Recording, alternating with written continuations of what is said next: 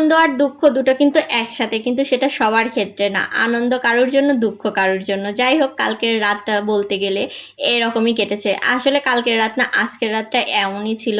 2 AM সবার জন্য অনেক আনন্দের শুরু হয়েছিল, বাট দুঃখের সাথে শেষ হয়েছে।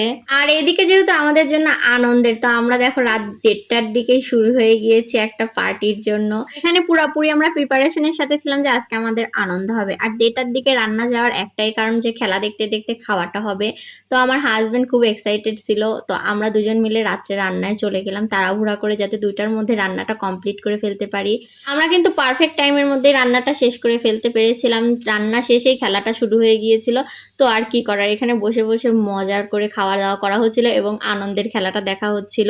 আমি কিন্তু খুব একটা খেলা দেখতে পছন্দ করি না, বাট যখন ব্রাজিলের খেলা হয় তখন আর্জেন্টিনার থেকে বেশি আনন্দের সহকারে দেখি, কারণ এখানে কিছুটা ইন্টারেস্টের বিষয় থাকে। যাই হোক, এখানে শেষ হয়ে গিয়েছিল খেলা, আর এখানে কান্নাকাটি পুরা দমে শুরু হয়ে গিয়েছিল। যাই হোক, মর্মান্তিক সময় কাটছিল বেচারাদের।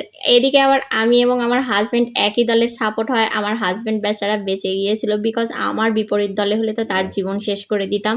যাই হোক, আজকের মতো এটুকুই। Thanks for watching guys. আল্লাহ হাফেজ, আসসালামু আলাইকুম।